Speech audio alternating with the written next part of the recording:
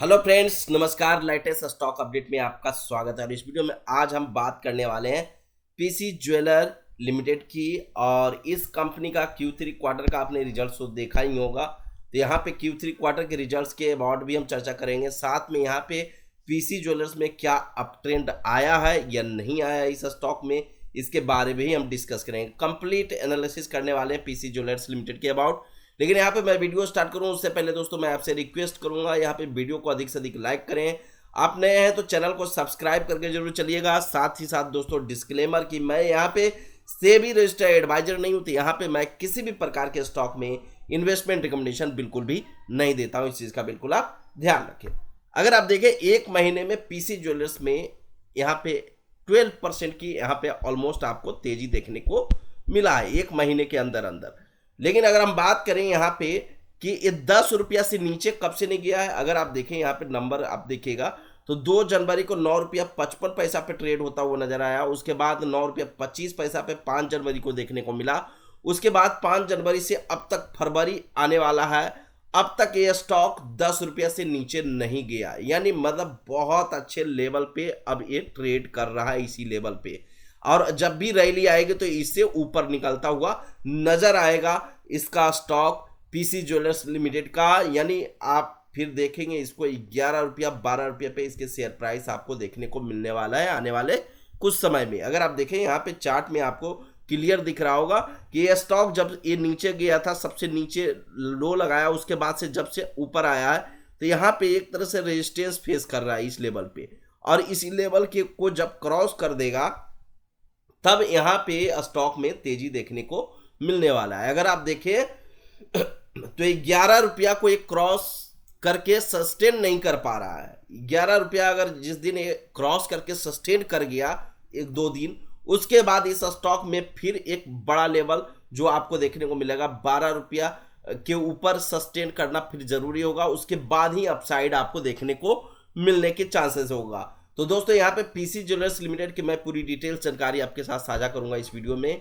यहाँ पे Q3 quarter का रिजल्ट्स काफी अच्छा रहा, पूरी तरह कर्ज फ्री होगी कंपनी। 15 से कम है शेयर इसका, देख सकते हैं। मतलब कि यहाँ पे कर्ज फ्री अभी तो नहीं है, लेकिन टारगेट लेके चल रही है कंपनी कि कर्ज फ्री बनाएगी इस कंपनी को, डेप्ट फ्री कंपनी बनेगी मार्च 2026 तक।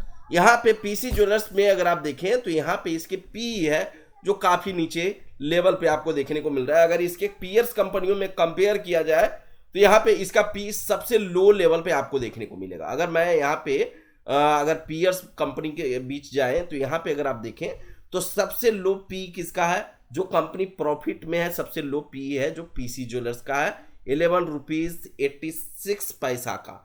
यानी मतलब ये आप देखिए कि ये स्टॉक इसके जो कंपटीटर है उसका 25 से ऊपर ही पी आपको देखने को मिल रहा है। यानी मतलब सीधा यहाँ पे ये नंबर दिखा रहा है कि डबल से ज्यादा इनका एक तरह से प्राइस हो सकता है आने वाले समय में। अगर इनकी पी डबल भी होती है तो इनके प्राइस सीधा डबल हो जाएंगे। अगर हम ईपीएस की भी बात करते हैं तो यहाँ पे देखिए तो 94 पैसा का यहाँ पे ईपीएस जनरेट कर रही है, अच्छी खासी ईपीएस बना रही है, फिर भी इसके प्राइस अभी ऊपर चढ़ते हुए नजर नहीं आते। उसका क्या रीजन है वो भी बताऊंगा इस वीडियो में, लेकिन यहाँ पे वीडियो को पूरा जरूर देखिएगा तभी आपको सारी चीजें क्लियर हो पाएगा।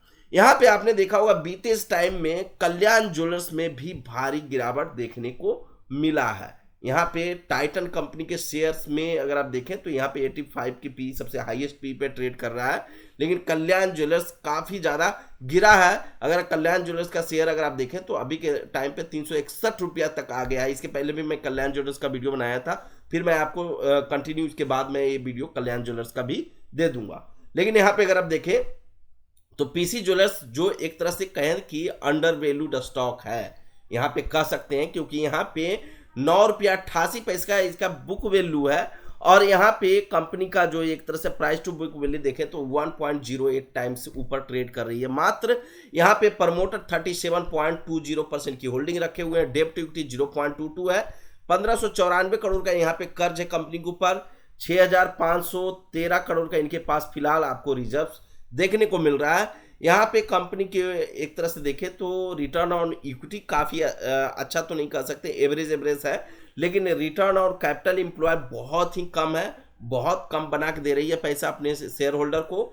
यहाँ पे डिविडेंड की अगर हम बात करें तो डिविडेंड कंपनी बीते कुछ सालों से नहीं दी है, लेकिन यहाँ पे अगर आप देखें अभी के टाइम पे जो इनकी प्राइस है जो इतना मतलब नीचे कैसे आया, क्या रीज़न रहा? तो रीज़न रहा है कि एक तो प्रमोटर टारगेट लेके चल रहे हैं कि यहाँ पे कंपनी को डेप्ट फ्री बनाएंगे और उसकी वजह से इन्होंने अपना स्टेक कम किया है अभी।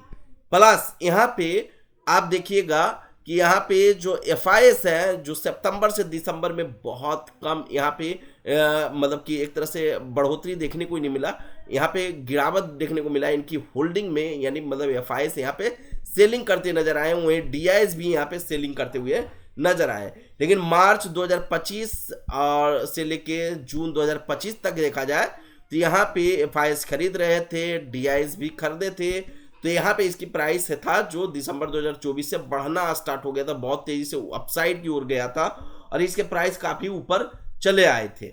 लेकिन अभी के टाइम पे अगर आप देखें तो बड़े इंस्टीट्यूशन थोड़ा सा यहाँ पे बिकवाली जरूर करते हुए नजर आए हैं, लेकिन यहाँ पे कंपनी का जो टारगेट है कि कंपनी को डेप्ट फ्री बनाना है उसके रिगार्डिंग अगर आप देखें तो यहाँ पे कंपनी अपना फंड रेज कर रही है। 100 शोरूम्स यहाँ पे ओपन करने का यहाँ पे टारगेट लेके चल रही है अभी के टाइम पे। हालांकि जो अभी आपको यूपी के जो एक तरह से फ्रेंचाइजी शोरूम है 1000 यूनिट्स MOU साइन हुआ है यूपी के साथ, जिसमें यहाँ पे 1000 शोरूम्स फ्रेंचाइजी शोरूम्स ओपन करती हुई नजर आएगी। लेकिन यहाँ पे अभी रिसेंटली आने वाले नेक्स्ट क्वार्टर तक में यहाँ पे 100 शोरूम्स आपको देखने को मिल सकते हैं। यहाँ पे कंपनी के जो क्वार्टरली रिजल्ट्स रहे हैं दोस्तों, यहाँ पे नजर डालिएगा तो थोड़ा सा आपको चीजें यहाँ पे क्लियर हो जाएगा कि दिसंबर 2024 का रिजल्ट ये है और दिसंबर 2025 का रिजल्ट ये है। सेल्स काफी अच्छा बढ़ा है, बहुत शानदार रहा है, कोई दिक्कत नहीं है। यहाँ पे ऑपरेटिंग प्रॉफिट भी बढ़ा है, कोई दिक्कत नहीं, मार्जिन भी इंक्रीज किया, कोई दिक्कत नहीं है। ऑपरेटिंग यहाँ पे देखें ऑपरेटिंग प्रॉफिट में मार्जिन में यहाँ पे इंक्रीज देखने को मिला, लेकिन अदर इनकम यहाँ पे कम हो गया है, 44 करोड़ से घट के 24 करोड़ हुआ है और यहाँ पे 148 करोड़ से इनका प्रॉफिट बिफोर टैक्स बढ़ के 190 करोड़ को हुआ।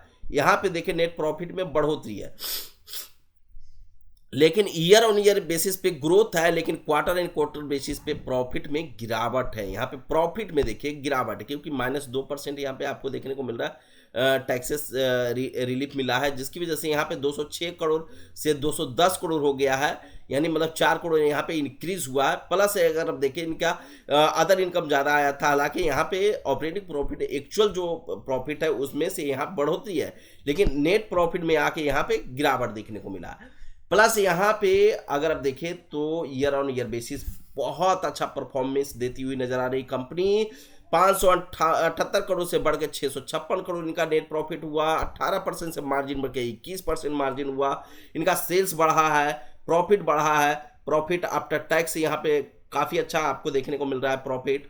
प्लस यहाँ पे अगर आप देखें तो अभी तक कंपनी ने डिविडेंड नहीं दिया है, तो यहाँ पे पहले डिविडेंड देती थी 2018 से पहले 15% 4% डिविडेंड देती थी, लेकिन अभी के टाइम पे अगर देखें तो 0% डिविडेंड है।